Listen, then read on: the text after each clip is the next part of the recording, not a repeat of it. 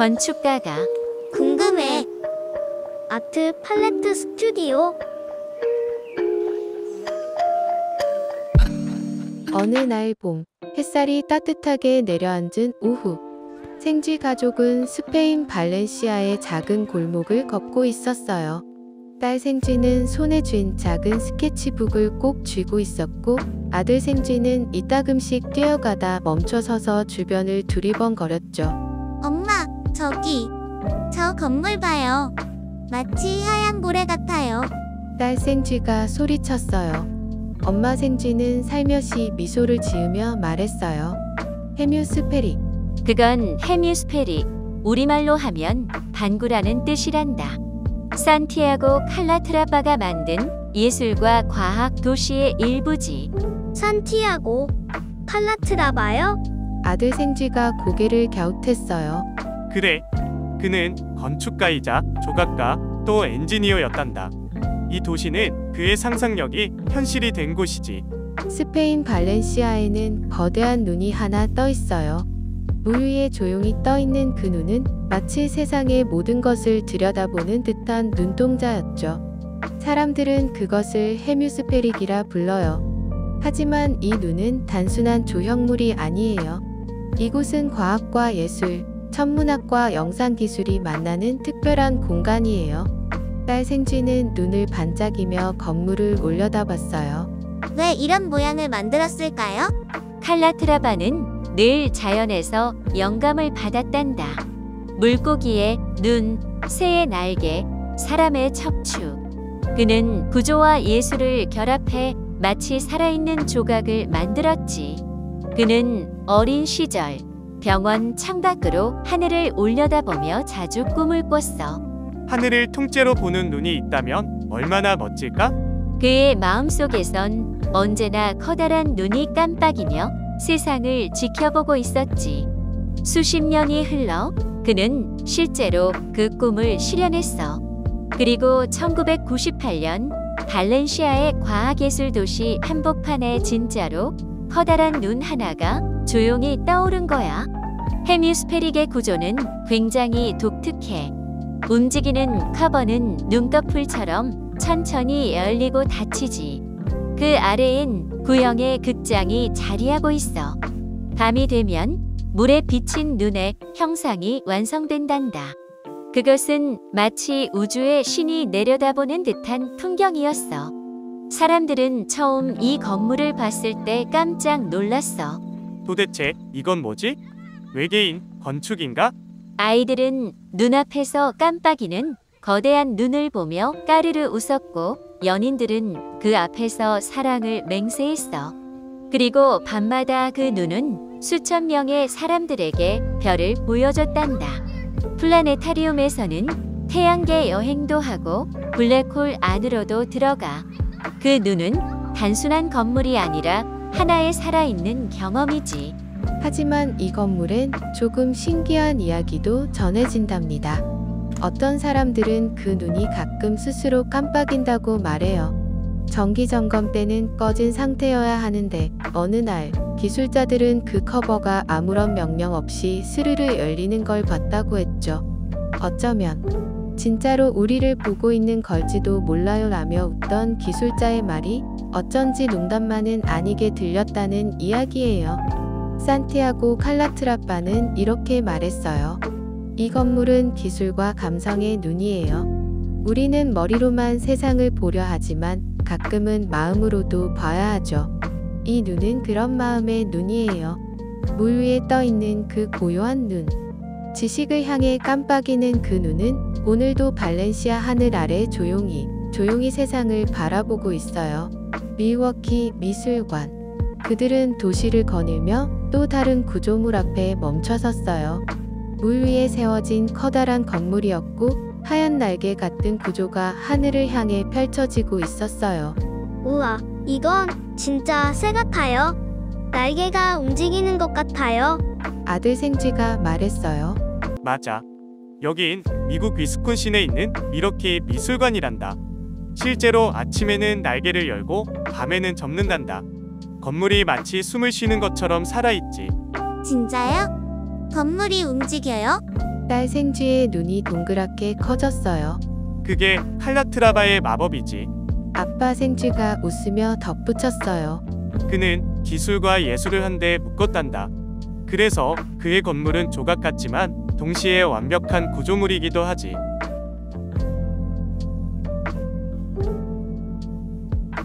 엄마 생쥐는 살짝 고개를 끄덕이며 말했어요.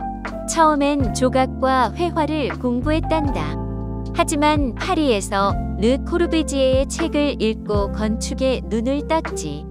그 후 스위스로 가서 구조공학까지 배웠단다. 딸 생쥐는 감탄하며 속삭였어요. 그래서 그의 건물들이 이렇게 튼튼하면서도 아름다운 거군요. 터닝 토르소. 가족은 다음 날 아침 바닷바람이 부는 도시 스웨덴의 말메로 향했어요. 기차역에서 내리자마자 시야에 들어온 것은 믿을 수 없을 만큼 독특한 형태의 고층 건물이었죠. 하늘을 향해 비틀리듯 올라가는 그 모습은 마치 커다란 조각 작품 같았어요. 엄마, 저 건물 왜 저래요? 삐뚤빼뚤해요. 지진 난 거 아니에요? 아들 생쥐는 깜짝 놀란 듯 눈을 동그랗게 뜨고 말했어요. 그의 작은 발이 바닥에 멈춰선 채 고개는 끝없이 건물을 올려다보고 있었죠.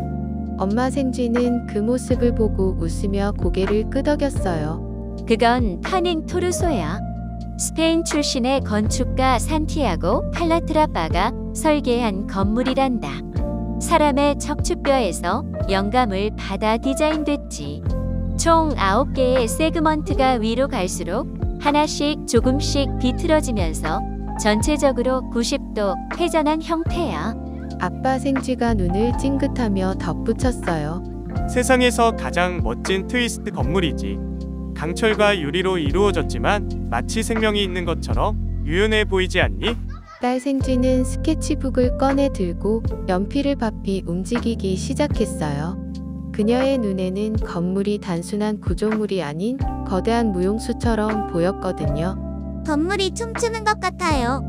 우아하게 천천히 하늘을 향해서요. 꼭 하늘이랑 대화하는 것처럼. 그 순간 북쪽에서 부는 차가운 바닷바람이 살며시 도시를 스쳤고 건물 유리창은 아침 햇살에 반짝였어요. 마치 그 건물이 가족의 말을 듣고 고개를 끄덕이며 웃는 듯했죠. 근데 엄마, 딸 생쥐가 잠시 연필을 멈추고 조심스럽게 물었어요. 사람들은 다 칼라트라바를 좋아했나요? 엄마 생쥐는 살짝 미소를 지었지만 눈빛에는 생각이 깊게 담겼어요. 그의 건축물은 참으로 아름다워. 구조와 조형미, 기술이 예술처럼 하나가 되었지.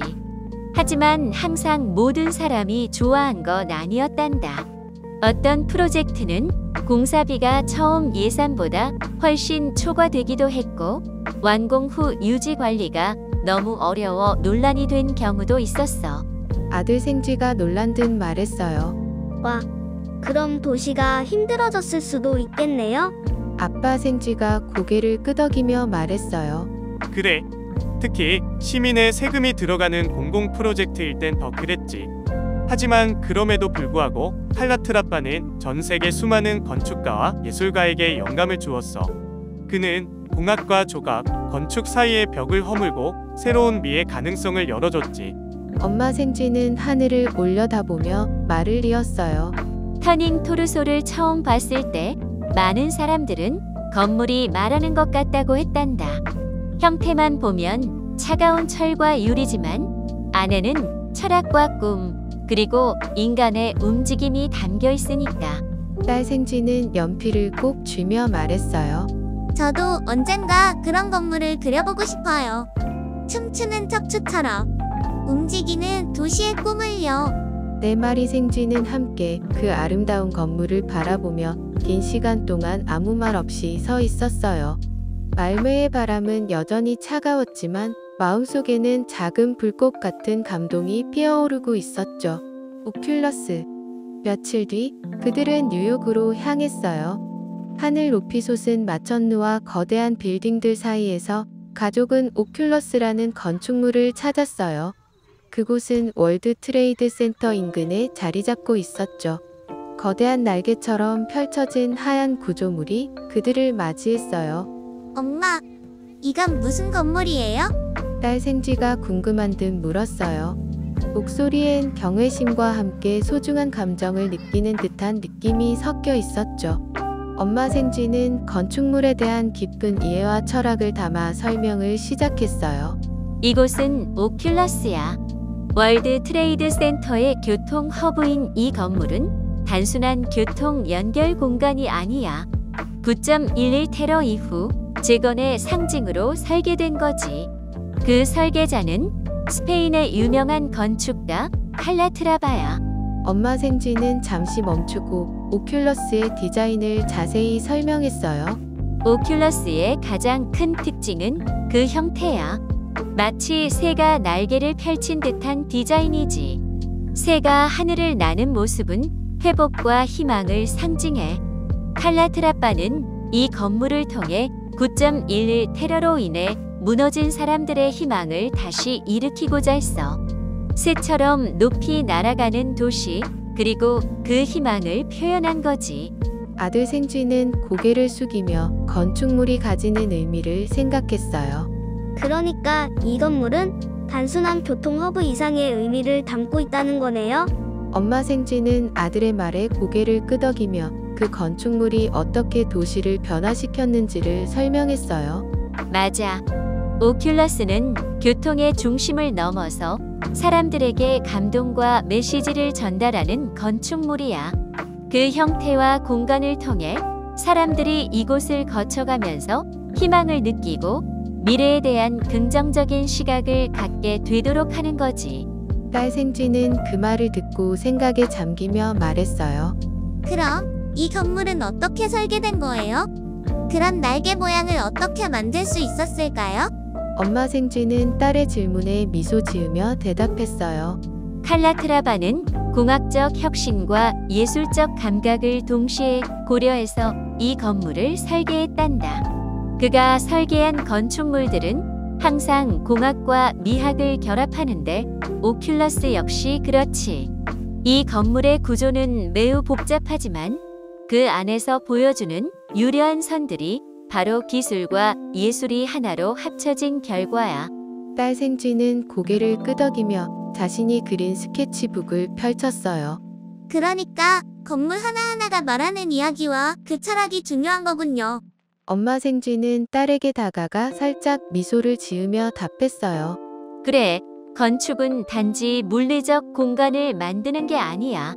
그것은 사람들의 마음과 연결되고 세상에 대한 메시지를 담을 수 있어.